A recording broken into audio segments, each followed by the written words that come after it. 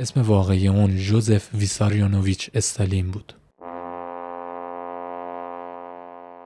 تو سال 1917 همراه با لنین تو انقلاب بزرگ بولشویک شرکت کرده بود. انقلابی که منجر به براندازی تزارام شد و حتی قدرت رو به مردم داد. تو سایه لنین اون منتظر فرصتی بود تا قدرت رو از لنین بگیره. مرگ لنین دقیقاً همون فرصتی بودش که استالین باید ازش استفاده میکرد. استالین دیگه یه شخصیت معمولی نبود. مأمور حق انجام هر کاری رو داشتن. یکی از این پلیسا یعنی لف کوپلف میگه که من در این نظام‌ها شرکت کردم. زمین را کاوش می‌کردیم تا ذخیره‌گاه‌ها را پیدا کنیم. من انبارها را با مجبور کردن خودم به نشنیدن گریه بچه‌ها و ناله زنان خالی می‌کردم. ما اجازه هر کاری رو داشتیم. نابود کردن، دروغ گفتن، دزدیدن، هدف وسیله رو توجیه می‌کردیم.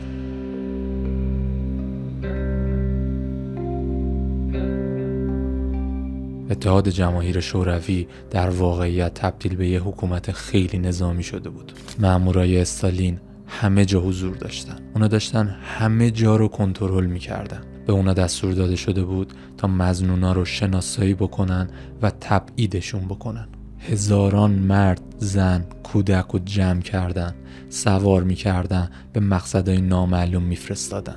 یه کودک به یاد میاره که 7 نفر توی یه واگن از گرسنگی مردن. وقتی که به تومسک رسیدیم ما رو بیرون آوردن و اجساد رو از واگنا خالی کردن. اونا رو میفرستادن به گولاگ یا همون اردوگاه‌های کار اجباری. این اردوگاه‌ها خیلی قبل‌تر از این که تو دوران هیتلر به وجود بیان توسط استالین پایه‌گذاری شده بود. زندانیای این کمپ علناً دشمنای انقلاب محسوب می شدن. اما تو واقعیت اونا فقط شهروندای ساده بودن. اشخاص مذهبی برجسته‌ای بودن که هیچ گناهی رو مرتکب نشده بودن به جز اینکه در ساختار رژیم وارد نشده بودن. اونا فقط با قانون عمومی بود که درگیر شده بودن. تو داخل حزب به این کار نوسازی می گفتن و خیلی بهش افتخار می کردن. در اینجا افراد منحرف باید به راه راست هدایت می شدن. در حقیقت اونا به بردگی گرفته شده بودن. در کمپ شمالی دما گاهی به -50 درجه هم می رسید. یکی از زندانی‌ها می نویسه از حرکت ایستادن خطرناک است. من نمی ایستم تا انگشتان پایم یخ نزنند. دستهایم رو مشت می کنم. دست زدن به اجسام فلزی با دستان خالی می تواند پوست را پاره کند.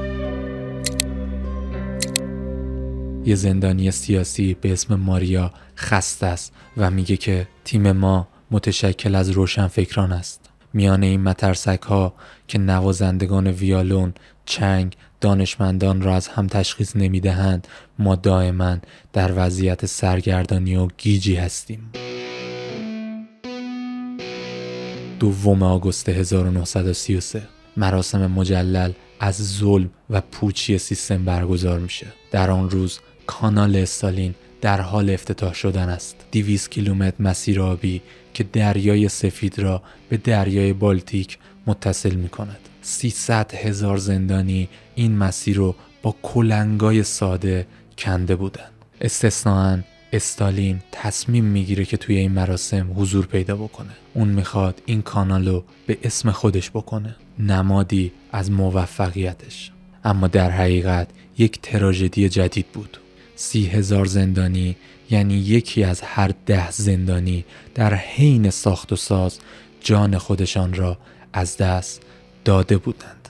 اونا برای هیچی مرده بودند. باورش سخته، ولی برای اینکه این پروژه به موقع تمام بشه کانال به اندازه کافی عمیق کنده نشده بود. اکثر قایق‌ها نمی‌توانستند از آن عبور کنند.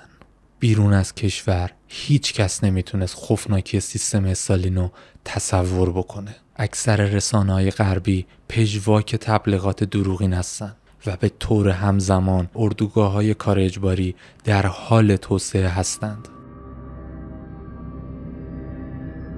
این توصیف اخبار فرانسوی از زندانهای تزارها در سیبریاست. Autrefois, le tsar y enfermait les révolutionnaires. À présent, le gouvernement soviétique a décidé de donner une autre destination à ce mur. On y organisera maintenant l'élevage en grand des lapins sous la surveillance d'un institut scientifique spécial.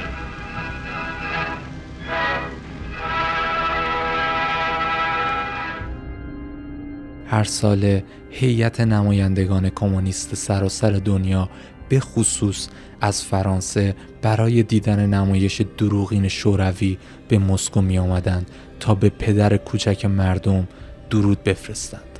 علیرغم جنایات استالین، لوئیس آراگون به صورت آشکار اونو مورد مهد و ستایش قرار میده و آشکارا از اردوگاه‌های کار اجباری حمایت میکنه. طبقه کارگر میآیند تا این وظیفه تاریخی را به عهده بگیرند، توان بخشیدن به مردی توسط مردان. ما در نقطه‌ای از تاریخ انسانیت هستیم که همانند یک گذرگاه از میمون به انسان است.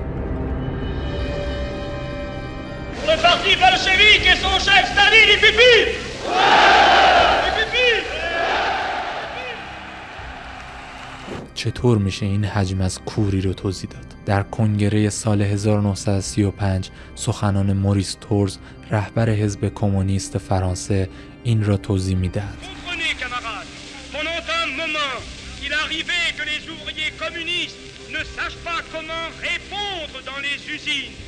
ne sache pas comment se défendre contre tels reproches ou telles accusations.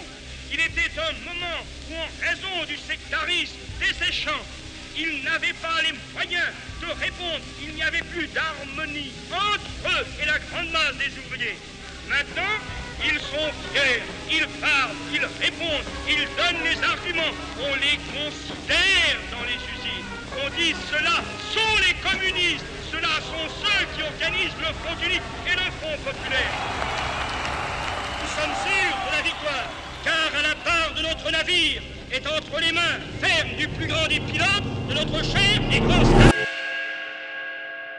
او توسط کمونیست ایدئالش کور شده بود.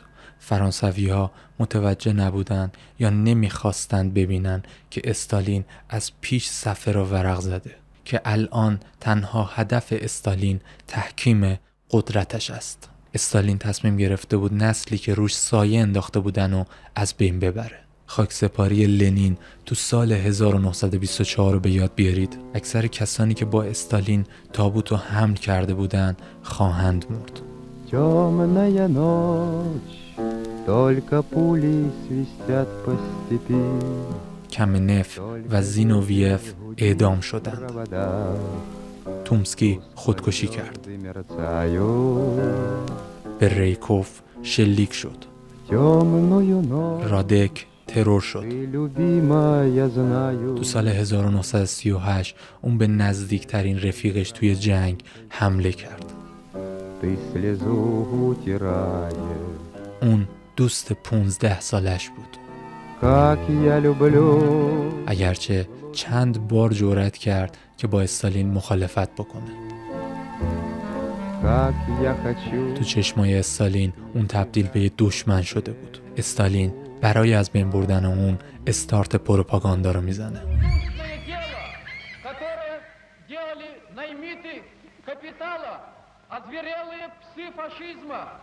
Бухарин, Риков и их компания. Смерть этим врагам, смерть этим паразитам.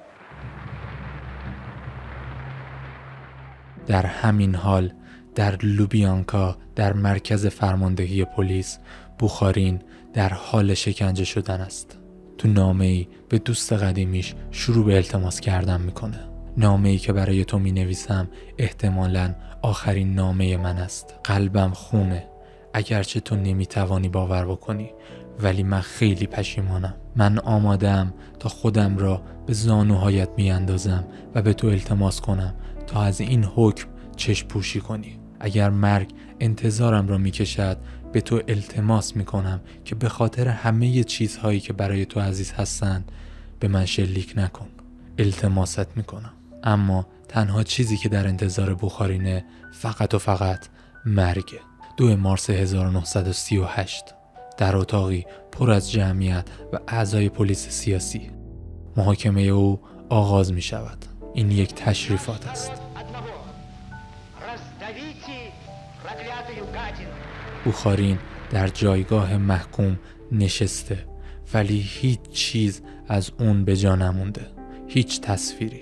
او به اندازه کافی برای پروپاگاندا مطیع نبود و سرانجام به اون شلیک شد و خانواده‌اش رو تبعید کردن.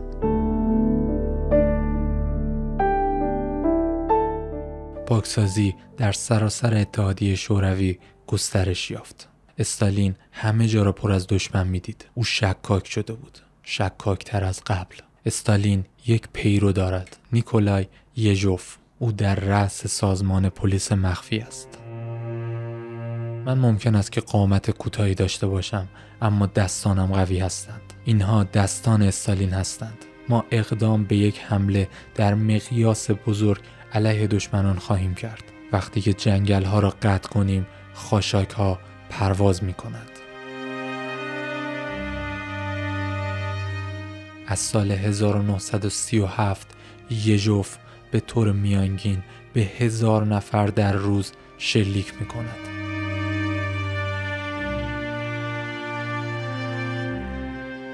تو قتل عام بزرگ همه چیز ادامه پیدا می کند.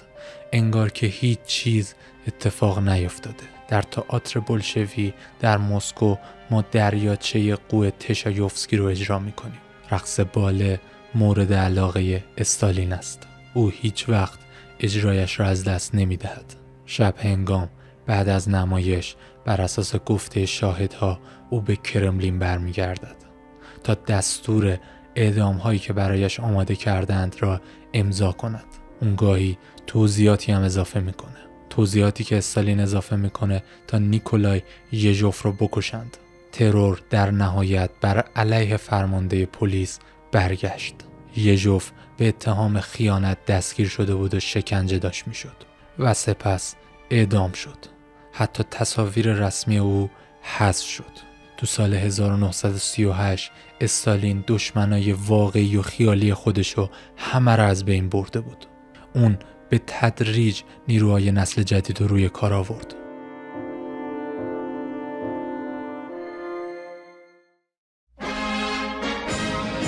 همزمان در آلمان حزب نازی بیش از 5 ساله که در قدرت است و در رأسش صدر اعظم آدولف هیتلر قرار دارد که مثل استالین یک رژیم دیکتاتوری را ایجاد کرده. او از پیش اتریش رو اشغال کرده و حالا میخواهد کل کشورهای همسایه از جمله فرانسه را تسخیر کنه. او عمدتاً در فکر حمله به اتحاد شوروی و گسترش مرزهایش برای منفعت مردم آلمان است.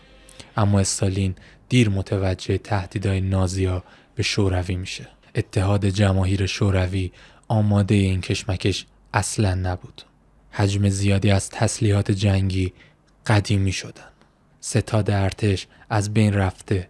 در طی ترور او به 20,000 افسر شوروی شلیک کرده. از اعضای ستاد ارتش که در این فیلم در سال 1934 دور او بودند، هیچ چیزی به جز چند ژنرال که از توان افتاده بودند نمانده بود. اونا هیچ چیزی از جنگاوری مدرن نمیدونستند. استالین به جبران عقب موندگیش به زمان نیاز داشت. در آگوست سال 1939 اون موفق میشه که با یکی از نماینده‌های سیاسی هیتلر در مسکو به توافق برسه. تنها چند روز قبل از وقوع جنگ هر دو دیکتاتور یک عهدنامه عاری از پرخاشگری رو امضا میکنن با انگیزه‌های پنهانی که به استالین مهلت تجدید قوا رو میداد. 8 روز بعد ارتش آلمان به لهستان حمله میکنه. این آغاز جنگ جهانی دومه. بعد از چند هفته ارتش آلمان ارتش لهستان شکست میده. 8 ماه بعد در می سال 1940 هیتلر از غرب به فرانسه حمله کرد و فرانسه را کمتر از 2 ماه به صورت کامل اشغال کرد. اون تو نیمی از کشورهای اروپا قانونش رو داشت اعمال میکرد. اشغال نظامی، شکنجه نژادی و سرکوب سیاسی. در این حال هم استالین اصلا بیکار نمیشینه. به لطف عهدی که با هیتلر بسته بود، او قلمروهایی را به خودش اختصاص میدهد.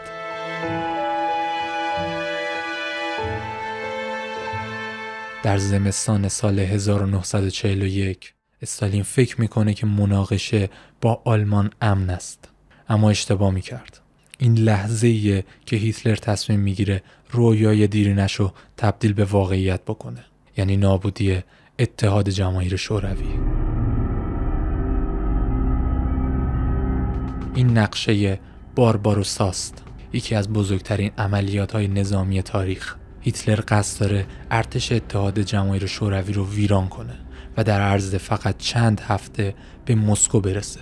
از بهار ارتش آلمان در مرز آماده به دستور جنگ میستند. در همان لحظه ژنرال‌های شوروی متوجه گروه سربازان میشوند. اونا زنگ خطر رو به صدا در میارن و از مقامات درخواست استقرار سربازا رو میکنند. اما در کرملین استالین شکاک از به تله افتادن خیلی میترسه. 21 ژوئن 1941 یک جاسوس روسی یک حمله قریب الوقوع رو مخابره میکنه.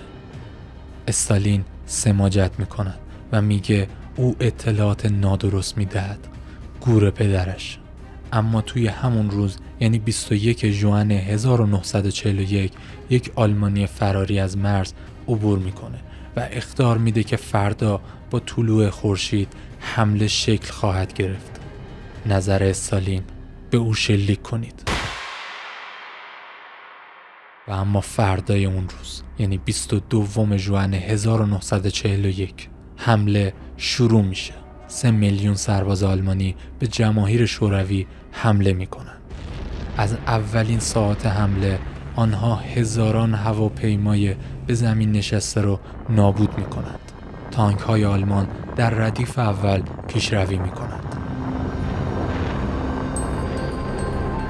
پسر استالین یاکوف در حال فرار با تغییر ظاهر به شکل یک دهقان دستگیر شد و اما عقب‌تر از خط مقدم جنگ در روسیه همه شوکه شده بودند. مردم سردرگمن، منتظر یک عکس‌العمل از طرف استالینن. اگرچه خبری از او نیست، اما اهالی مسکو میخواهند بیشتر بدانند و بیشتر مردم راجع به این موضوعها حرف میزنند. ما به رادیو چسبیده ایم، منتظر سخنرانی استالین هستیم. ما نیاز داریم که صدایش را بشنویم. ولی او ساکت مانده. فقط مولوتوف قائم مقام او حرف میزند. همه در حال گوش دادن هستند. اعلام کردند که جنگ است، اما استالین کجاست؟ استالین پشت دیوارهای کرملین سنگر بسته و مخفی شده و کار همیشگیشو میکنه. دنبال مقصر میگرده. هزاران سربازی که تسلیم شده‌اند خیانتکار در نظر گرفته میشوند. خانواده هاشون تبعید میشن. او بر علیه فراریان واحدهای ویژه میفرسته. آنها موظفن که مراقب سربازان باشن. او دستورهای صریح میدهد. در ظرف چند هفته استالین فرمانهایش را چند برابر میکند. در اوکراین او ژنرالهایش را از تخلیه شهر کیف منع میکنه و فقط 5 روز بعد نازی‌ها 500,000 سرباز شوروی رو تو کیف اسیر میکنن. این بیشترین میزان دستگیریه که توسط یک ارتش ثبت شده. در اکتبر سال 1941، 4 ماه بعد از شروع حمله، استالین تقریبا در جنگ شکست خورده بود. ارتش آلمان فقط چند کیلومتر با مسکو فاصله دارن. پایتخت هر روز بمباران میشد. جمعیت به ایستگاه‌های مترو پناه برده بودن.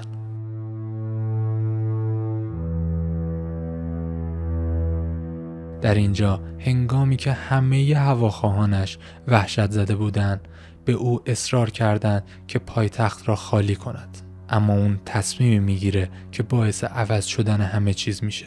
با وجود خطر او تصمیم گرفت در مسکو بماند. در طی چند ساعت آینده قرار بود ورق بازی رو برگردونه و با سربازاش صحبت بکنه. 7 نوامبر ساعت 8 صبح هنگ‌ها در یک طوفان برفی به میدان سرخ میپیوندند. این دستور استالین است. تانک‌ها دارند از جلو میآیند و مسلح هستند. آلمانی‌ها هر لحظه ممکن است حمله رو شروع کنند. اما سخنرانی استالین به سربازها روحیه میده.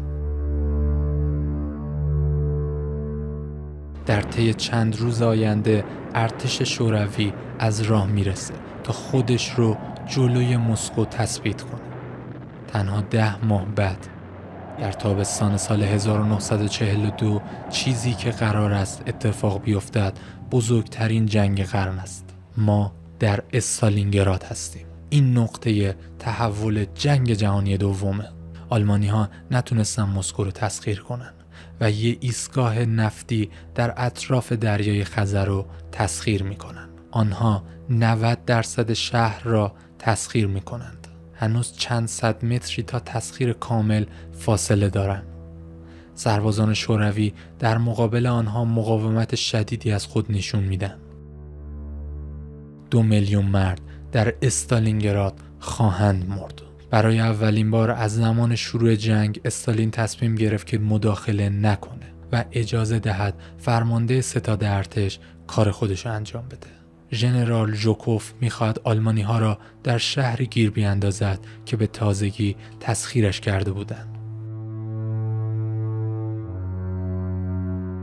19 نوامبر سال 1942 ساعت 7 صبح 1400 تانک و بیش از 1000 هواپیما و 1 میلیون سرباز شوروی به طرف ارتش نازی حمله ور می شوند. این تصاویر که بعد از جنگ در حین اجرای مجدد ضبط شده‌اند برخوردگاه 2 ارتش روسیه رو نشون میدهد. چند هفته بعد 300,000 نیرو از نیروهای آلمانی محاصره میشن و تسلیم میشن. آلمانی ها همراه با فرمانده هاشون با تجهیزات ناقص و در قحطی زدگی محاصره شده بودن. اولین باره که یک فرمانده نازی زنده دستگیر میشه. مارشال فون پاولوس همون شخص بود.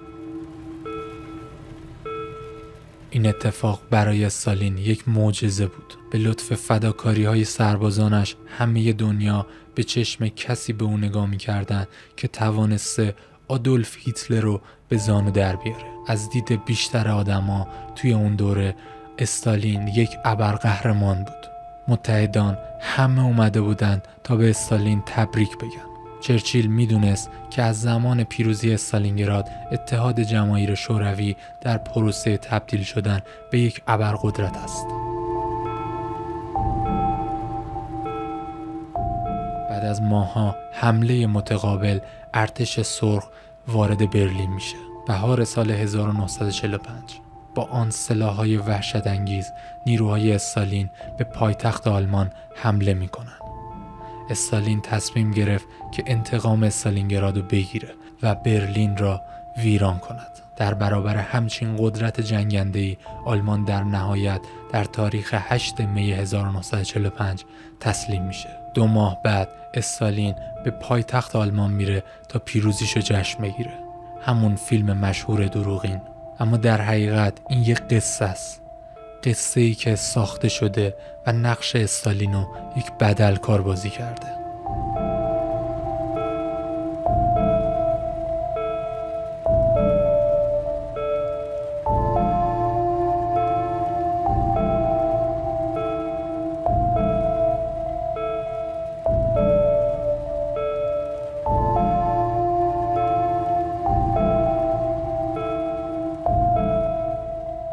این ورود ماهرانه هیچ وقت اتفاق نیفتاده. استالین از هواپیما میترسه و مشکل دیگه این تصویر اینه که او از جمعیت هم متنفره. استالین واقعی با قطار زرهدار به حومه شهر برلین میره. مکانی که 5000 پلیس برای رسیدنش بسیج شدن. اون نسبت به حمله ها وسواس داره. اگه اون موافقت کرده که بعد از 30 سال کشورش رو ترک بکنه، این همون موقعیتیه که ارزشش رو داشته باشه. اون یک قرار مذاکره با متحدان آمریکایی و بریتانیایی میذاره. اون نصف اروپا رو میخواد. یعنی همه کشورهایی که ارتشش در هنگام جنگ آزاد کردن. مطالبات استالین توسط متحدان پذیرفته میشه، اما برای روس‌ها هزینه پیروزی خیلی خیلی زیاد بود. جنگ جهانی دوم 70,000 روستا رو محو کرد و باعث مرگ 26 میلیون نفر از مردم شوروی شد. در تابستان 1945 سربازان به خانه‌هایشان برگشتند و خودشان را برای پیوستن مجدد به خانواده‌هاشون آماده می‌کردند. بعد از این همه سختی همه مشتاق صلح و آرامش بودند و همه فراموش کرده بودند که استالین چقدر قتل عام را انداخته بود و واسهشون تبدیل شده بود به یک خاطره.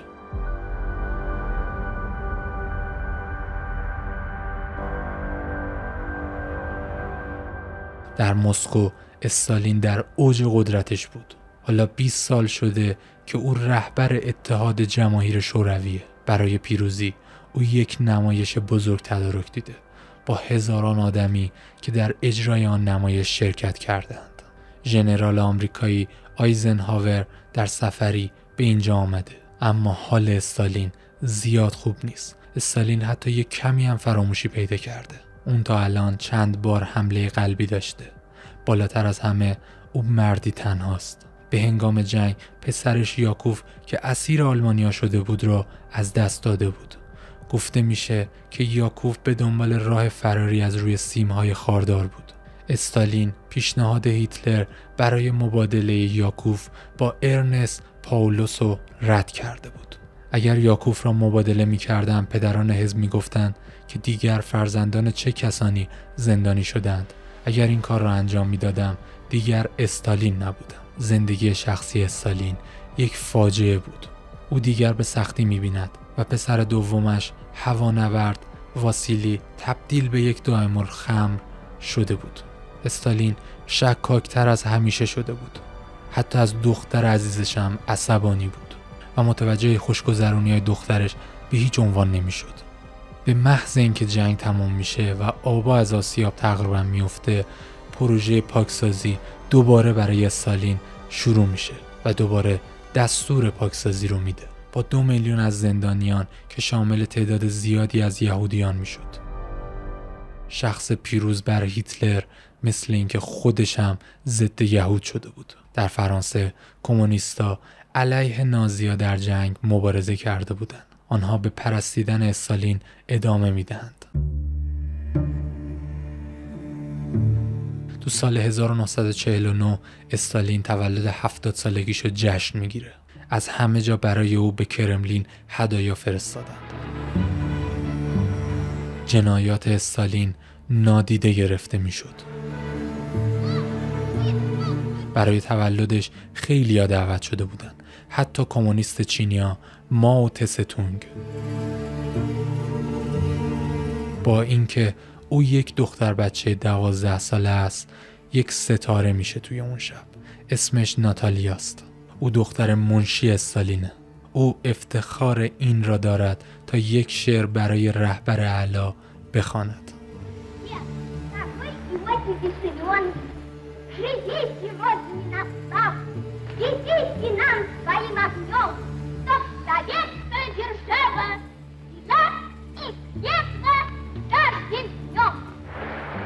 سالن برای این صحنه دلنواز دست میزند، ولی این دختر کوچک از چیزی بیرحمانه بیخبر است.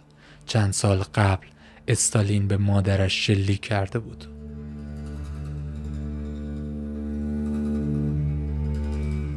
چهارم مارس 1953 در این زمان استالین مرد.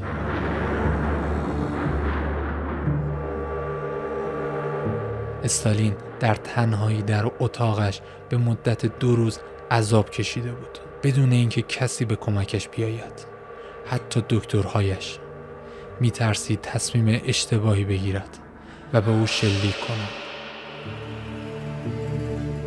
جنازه او به نمایش عمومی گذاشته میشه، مکانی که دوستانش را در اونجا محکوم کرد. در بین اعضای حزب این احساسات واقعی‌اند. صحبت‌های یک معلم بعد از مرگ استالین. اکنون چه اتفاقی خواهد افتاد؟ چطور قرار است زندگی کنیم؟ چه اتفاقی برای این کشور خواهد افتاد؟